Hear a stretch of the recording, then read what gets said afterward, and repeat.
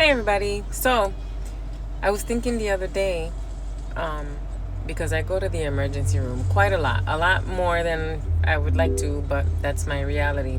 So, with that, I was thinking about having like a bug out bag or like an emergency prepared bag, right? And so, I was thinking like it's important to have one, like an emergency go bag for your elderly or the people you care for or people with special needs in your life, you know? You never know when an emergency might happen. And having that bag ready can make all the difference, especially if you're caring for somebody who can't speak for themselves, right? Or if you're caring for someone who goes to the emergency room more often than you'd like. Or even if there's an emergency that was very unexpected and your mind is not thinking about a bag, you know. But if someone's older and they have needs, for like everyday needs that somebody needs to take care of them and they can get hurt or they can't take care of themselves, then it's good to just have this to make sure that that when you need it, you have it, and you don't have to stop whatever you're doing to try to gather stuff. So this is a simple bag, right, that you can grab if you need to go quickly. Like if the ambulance comes, because I usually go with the ambulance with my daughter, and I just grab the bag and we're in there and we go. So things you want to make sure that you have in there, first and foremost, it's like identification, your documents, right? A picture ID, your insurance cards, your like Medicaid, Medicare, a list with current medications, what they take, how often they take it, you know. Also put if they have any allergies or medical conditions, right? Print out emergency contacts. Put it on a paper. You can laminate it. You don't always have your phone. The phone batteries die, you know, yada, yada, yada. If your person has a DNR, which is a do not resuscitate, it's important to have that for that individual. If they have a healthcare power of attorney or a power of attorney in general, because you want to be able to speak for that individual, right? Because you know that they won't be able to, or to communicate appropriately or correctly or properly in that moment. Have copies of those extra in that bag and just leave it there all the time. Medical essentials, you need to make sure that you have at least 1 or 2 days of their medications, so that it's. And then a lot of times if you do take them to the hospital, the staff needs to see them in their containers, in their actual packaging. So maybe keep an extra bottle, or take, if you can, grab the bottles and put them in there, or just try to have that information easily on hand.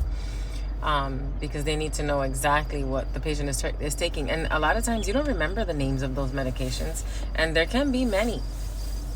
And I have different individuals. So I have some for my daughter, I have some for my uncle, I even have some for my son. And they have these crazy names that, I'm like, what is that called? So if you have it prepared beforehand, it's a lot easier.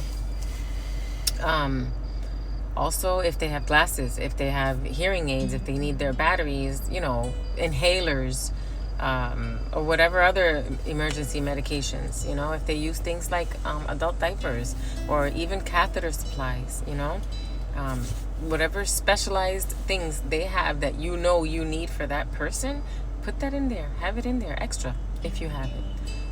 Comfort and personal needs are important too, right? Like every time I go, I freeze.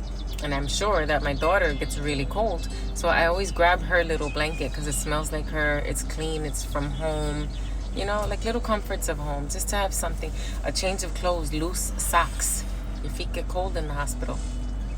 Undergarments, toiletries, toothbrush, toothpaste, deodorant, a comb, some wipes. The hospital provides that stuff too. But, if you can just have it and have your own personal things in the bag, it's just, comforts of home. Lip balm, lotion that you like the way it smells, because hospitals have to have unscented everything. But, I'm girly. I like the fruity smells and the nice flowery scents.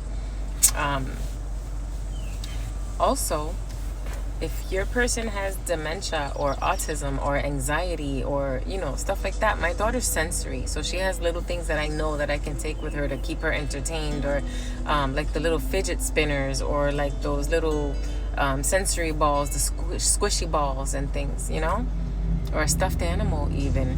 You know, some people take like rosaries or prayer cards, or, you know, their Bibles, something familiar, something that can keep them calm, let them feel that they have some kind of control. You can put, you know, a notebook and a pen to jot down ideas or notes, or a little coloring book, or Sudoku, you know, different things like that.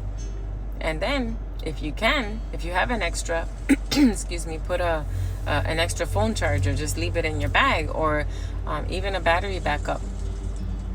You know, it helps to have like a simple summary sheet, just to jot down specific care needs, right? Do they need help walking? Are they non-ambulatory? Do they use a wheelchair? Right? Are there certain sounds or bright lights that trigger seizures or anxiety and make it worse, you know? Do they need help communicating or understanding instructions, you know? Can they stay alone? My daughter's a fall risk. So I tell everybody she cannot stay alone. I don't want her to fall. I don't want you to get hurt either. So please, let's be mindful, you know? What kind of things calm them down, you know?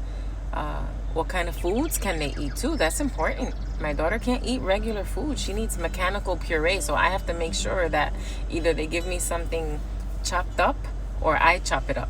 And I have some warm water and I mix it and I prepare her foods. You know what I mean? All of that is important. My uncle, unfortunately, doesn't have teeth. So if he needs to go to the hospital, I have to make sure that he gets soft foods so he doesn't hurt himself or cut his gums, or, you know.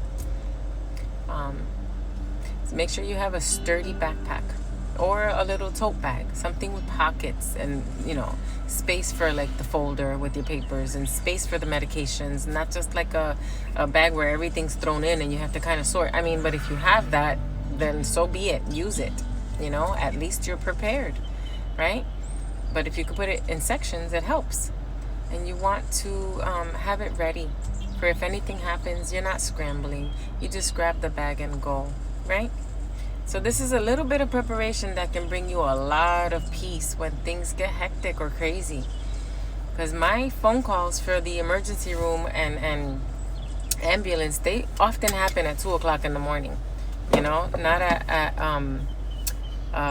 4 in the afternoon, or, you know. So it's emergency. And once your loved one, you know, is in that situation, you want them to feel cared for. You want them to feel safe. Right? Even in an emergency, especially in an emergency. I hope this helps. Take care, guys.